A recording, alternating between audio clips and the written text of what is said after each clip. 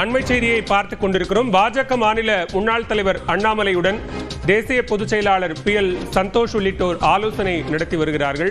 இது தொடர்பான கூடுதல் விவரங்களோடு இணைகிறார் சிறப்பு செய்தியாளர் வேல்முருகன். வேல்முருகன், விவரங்கள்.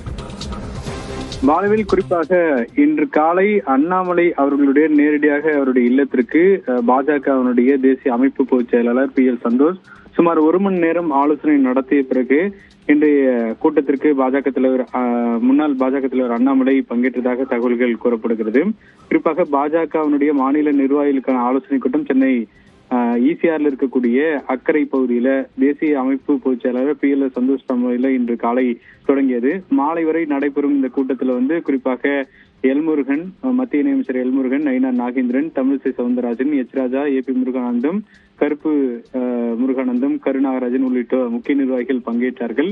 கடந்த சில நாட்களாகவே சென்னை மற்றும் டெல்லியில் நடந்த பாஜகவினுடைய மையக்குழு கூட்டங்களில் பாஜகவினுடைய முன்னாள் தலைவர் அண்ணாமலை பங்கேற்காமல் இருந்தது பல்வேறு குழப்பங்களை ஏற்படுத்தி வந்தது. இந்த நிலையில் இன்றைய கூட்டத்திலும் பாஜகவினுடைய முன்னாள் தலைவர் அண்ணாமலை பங்கேற்க மாட்டார் என்ற தகவல்கள் கூறப்பட்ட நிலையில் இன்று காலையே குறிப்பாக PL சந்தோஷ் நேரடியாக பாஜகவினுடைய முன்னாள் தலைவர் அண்ணாமலை இல்லத்திற்கு, குறிப்பாக பனையூர்ல இருக்கக்கூடிய அவருடைய இல்லத்திற்கு நேரடியாக சென்று சுமார் 1 மணி நேரத்திற்கு மேலாக ஆலோசனை நடத்தியிருக்கிறார்.